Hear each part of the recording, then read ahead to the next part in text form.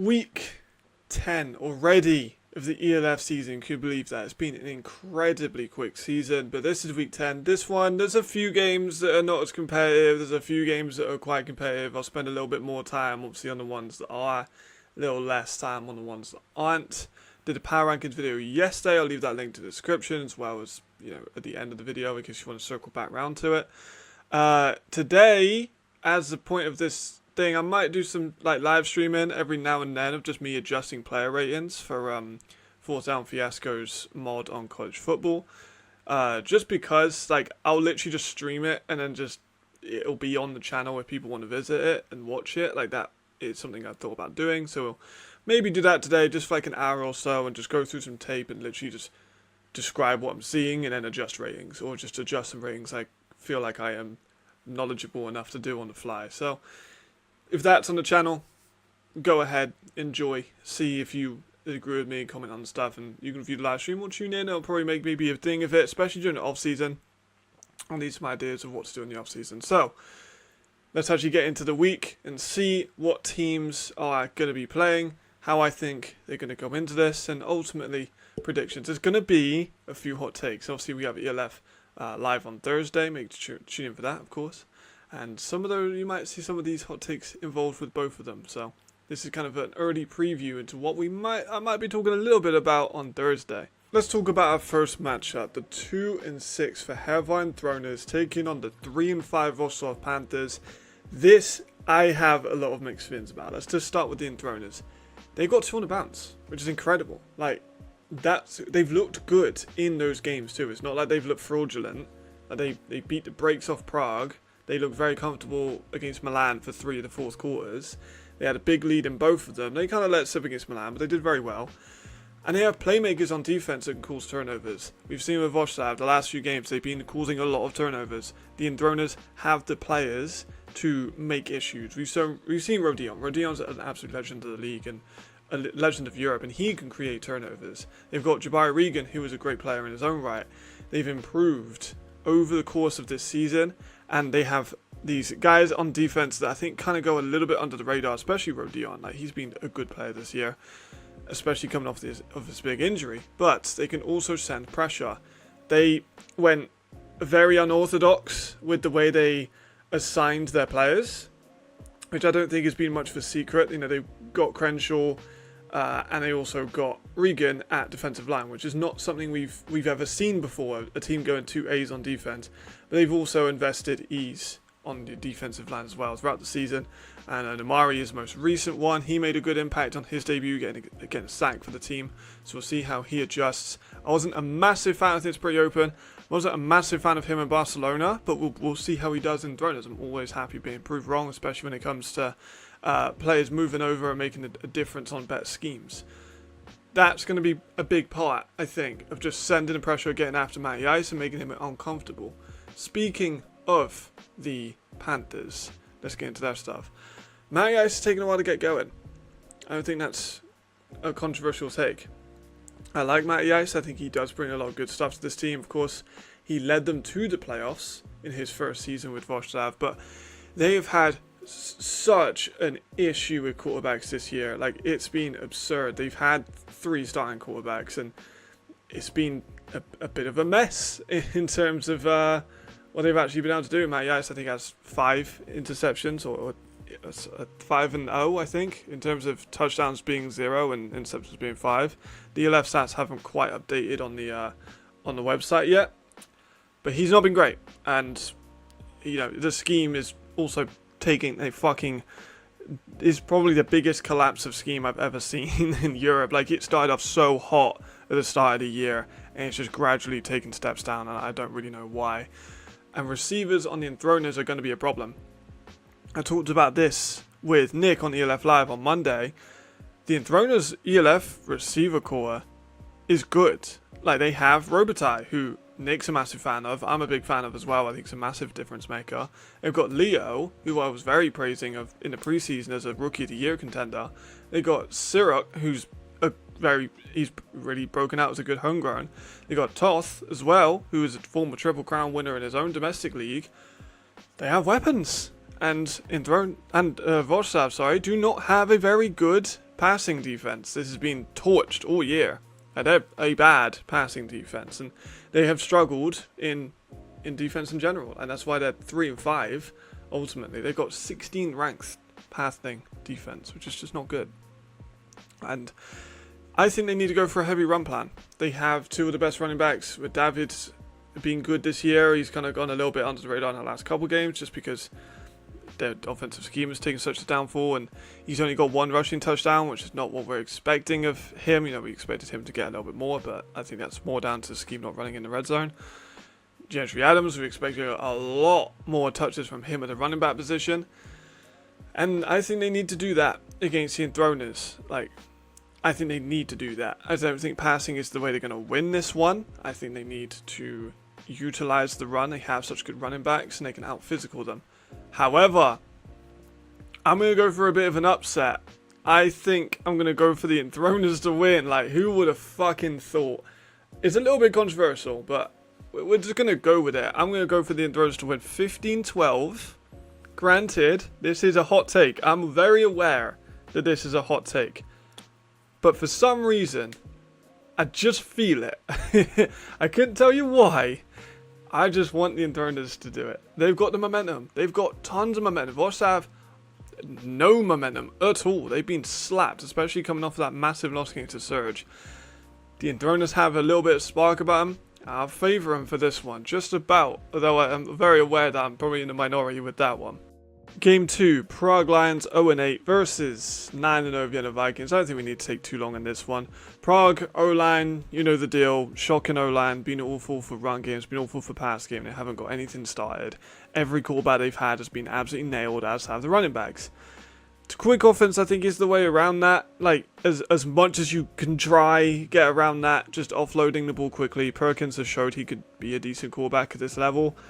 He just needs to get the ball out, like, immediately. I think he has to come out in under a second, generally under a second. Like, swing passes, like, drags. I don't know what you do. It cannot be long developing. It can't even be medium developing routes. It has to be out like that. Otherwise, he's going to have pressure, or he's going to be on his ass. Like, there's no other way to really go around it. They have a bad offensive line.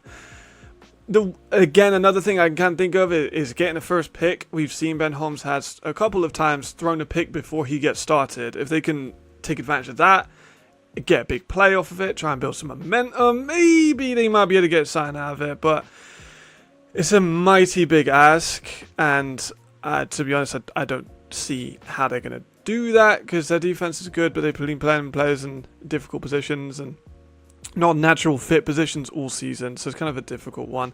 Vienna, they've had injuries to heal up. It kind of seems like they've sorted that out now. They've got Xavier Edwards back, so Ken Hike is now gone, which I'm a little surprised they rushed him back, and I would have thought they would have given Edwards another week just to fully heal up, especially against Prague. But don't drop the ball, man. You've got the division. You're 9-0. You don't want to, like, fuck it up, basically. Just stay consistent, and you should be fine. The pass is going to light up Prague. Prague have one of the worst passing defenses in the entire league, as well as Wrocław. Vienna have some of the best weapons. The receiver position, Reese Horn's leading the league. Noah Torres is one of the best receiver prospects we've ever seen. Has amazing hands. They got Beerbaumer back. They've just got an amazing receiver core in general, and I think that's going to be a big one. Sneaker fantasy pickup for those that play that. Going to be a blowout. I think 48-0. About it kind of really just depends on when they bench players. It kind of seems to be the only factor of like how much they're going to score is when are they going to take off Holmes, when are they going to take off Torre and Horn and rest their defensive pieces, and it's really the only way I can see this being a lower scoring game. Now I'm really not going to spend much time on this one. 7-0 Surge, 2-6 Dragons. For the Surge, just kind of got to turn up, to be honest. Like, that's it. That is literally all I have. Like, they have every single advantage possible. For the Dragons, there's been continued problems. The stuff has come out about Postito, and to be fair, I think some people that didn't know about, I knew about that anyway, just because of the position I'm in, about the homegrown players and the difference between the city players. I knew about that. That was put in place to stop German teams poaching everyone from different German clubs. So that was put into there. I can understand both positions about how the league doesn't want to bend the rules for one player, but also the Dragons have, in my opinion, breached contract. My opinion. Just my opinion. Don't sue me, please don't sue me. I ain't got money to to be banned in court cases. But that is the situation that they're at. I personally would allow an exception to Postito, just to allow him to play for Madrid Bravos as he wants to, as the club wants to, as he, in my opinion, should be allowed to. But also, if they bend the rules for him, then you could bend the rules for other people, and then all of a sudden, you know, everyone's going to be kind of complaining that people did this, and German teams can now poach players. So it's a difficult situation where I can see both sides. I just wanted to give my opinion on it as someone who, like, I don't want to kind of toot my horn or whatever, but as a voice, as one of the voices of the league, I sympathise with Alex. I want to see him play, and I also want a league to allow him to play, but also I can see why they don't want to, so I can see both sides. But that's literally it. Like, Surge are going to win 60-0.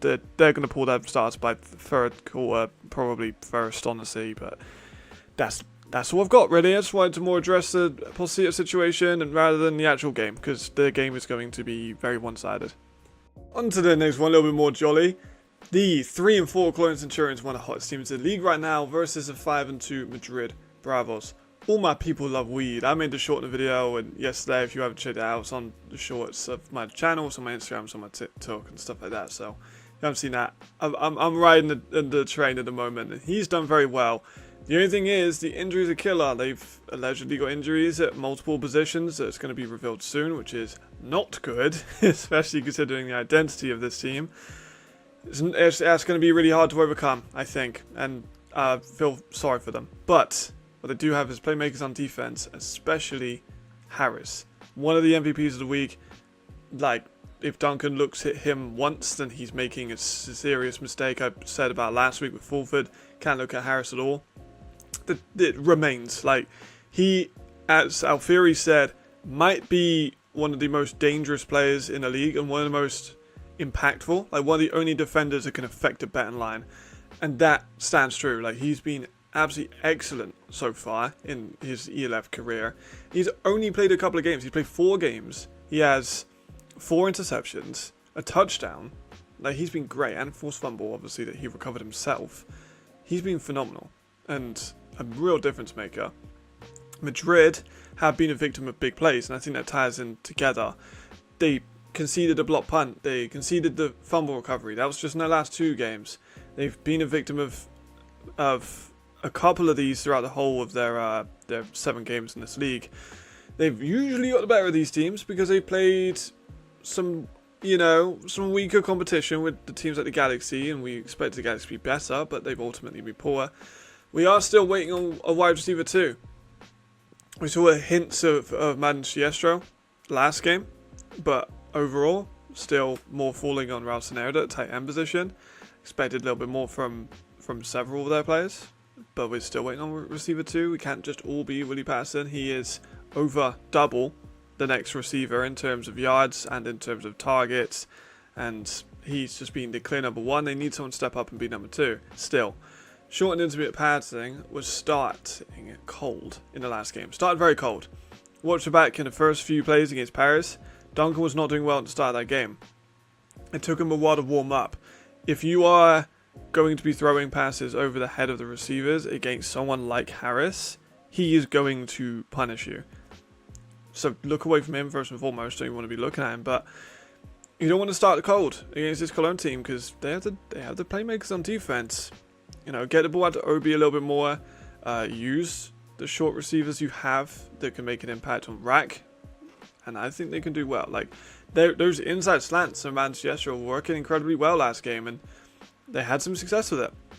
I think you could see some more of that with Cologne. He was a big physical receiver. He can outmuscle players, and I think that would be an interesting avenue for them to explore into. I am definitely leaning towards Madrid. Like, Alfieri said he thinks Cologne are going to win this game, and we'll see what he says about it on ELF Live. But I'm going to go with Madrid just for the injury's sake, and for I think that they do have more talent. Less like definitive massive playmakers, I think, but they are a more talented roster from like the whole build standpoint. I'm going to go for a 32-20 in favour of Madrid. They're also at home, which I think makes a big difference, and we'll see how it goes. But this should be a really interesting game, and possibly one I'll be streaming. Probably the game of the week. This one's going to be huge. Paris Musketeers taking on Rhein Fire once again, the second time round. Of course, the first time decided by Tony Anderson right at the death of the game for the Rhein Fire. The irony of a French player ending their hopes with that game was not lost. I think it was going to be a big one. For Paris, they got to learn from the last game. They did throw away that win at some points. Like, they had an opportunity to go on a game-winning drive, and they didn't. They let it go. They did. They threw a pig. They had a timeout, I'm pretty sure. They had plenty of time on the clock. They threw one play up, first play of the drive, and it was intercepted. So they need to learn from that. Having two players who Jadrian was an MVP last year, and Glenn is probably going to be the MVP this year, that's fucking terrifying. And they need to adjust to that. They need to find a way to stop it. Galaxy, in the last game, respected Glenn a lot, which was a good decision. But they didn't respect Jadrian enough. And Jadrian ripped them apart deep. He shredded them. So Paris need a way, defensively, I don't know how you do it. I'm not a defensive coordinator. But I know how you do it. You have to try and contain both of them at the same time. And that's incredibly hard. I think a way you could potentially do it on offense is to pick apart from underneath and outside. Edwards has been good at hitting these short routes this season. It's been a big development for this game. It's always part of this game, but he looks a lot more accurate, a lot more poised under the pressure of the pocket. He's done very well, and I think that's a way you can do it, because they have a lot of speed at receiver position. They have Take It Down, they have Austin Mitchell, they have Sal, they have a lot of speed. And speed with German DBs Ryan isn't as comparable, so that could be a way that they do it. Try and get these nice route runners outside, and potentially could be some avenues for them. For the Rhein Fire, the D-ball may be open. They're going to creep down to respect Glenn so much. He has such a good arm. Jadrian has such a good arm to hit over the top, especially now that Haaland's back. And the safeties for Paris are not as fast as Haaland.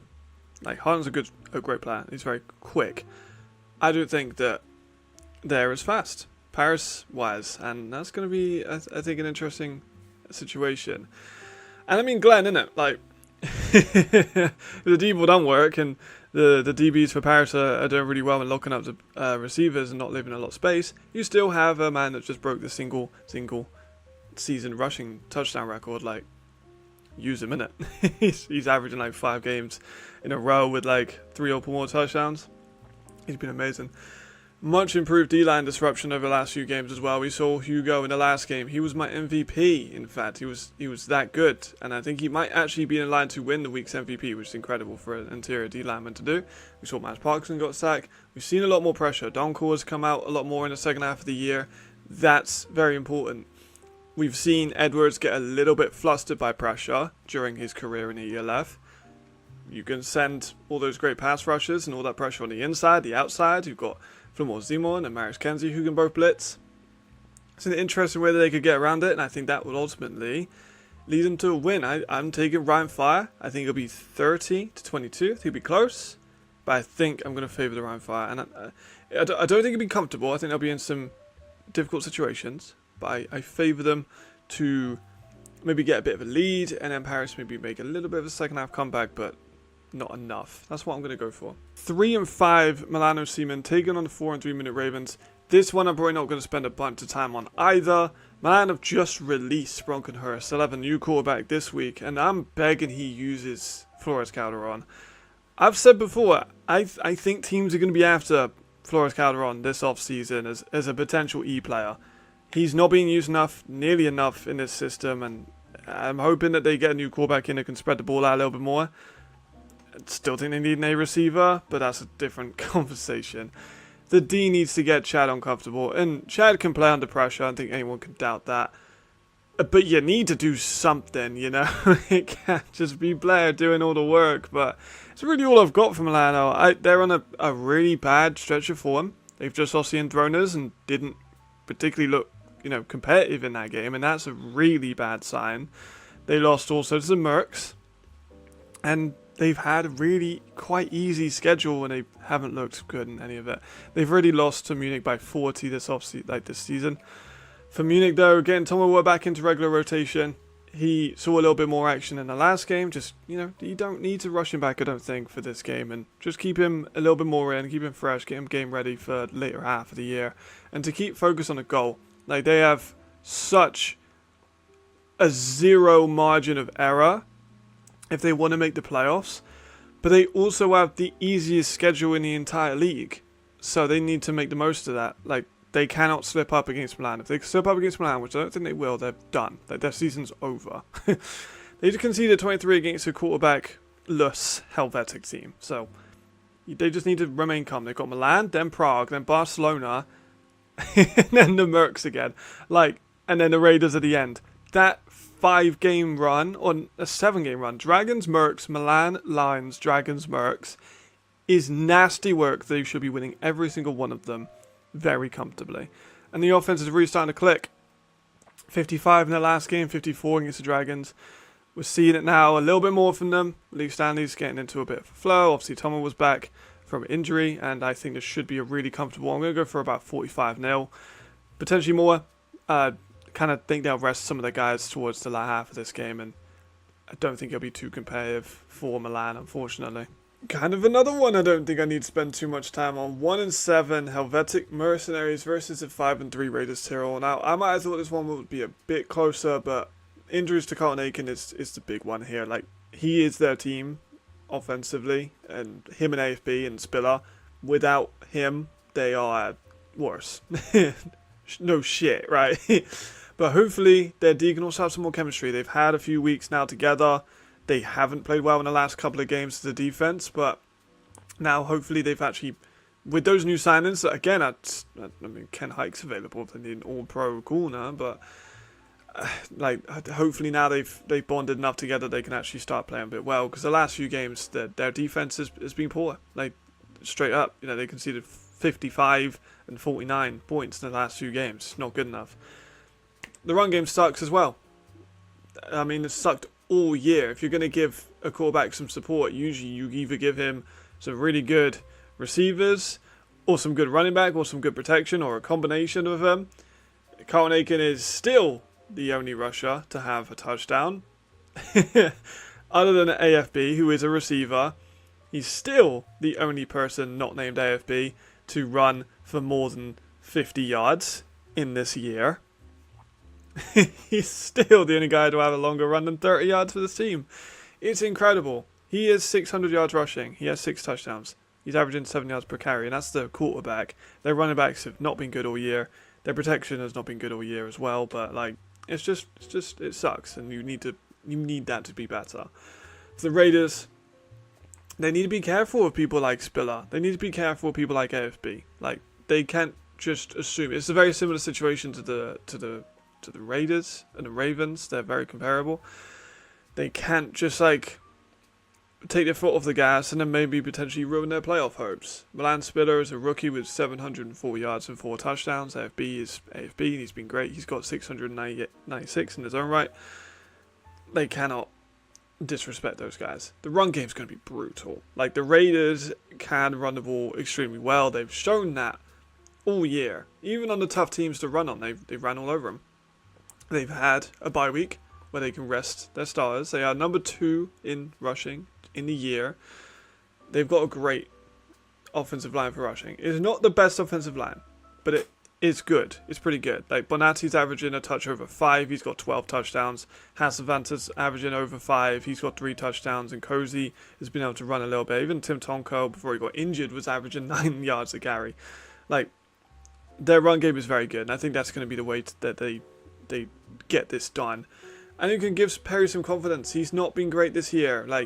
I know he's coming in. You've got to kind of take that into consideration. He was not the guy they started with. It was not the guy they built the team around. But 5 touchdowns and 8 interceptions is bad. Whatever way you want to look at it, it's bad. He only going at 54%, which is about where we expected him to be in terms of his completion percentage. But a lot less picks. Threw 3 picks in the last game, which is not a good look. Helvetic are, they've conceded average of over 50 in the last 2 games. This is an opportunity to get Perry some confidence and build him up a little bit, and I think they will do that. I'm going to go for 35-14 in favour of the Raiders. I think it should be quite comfortable.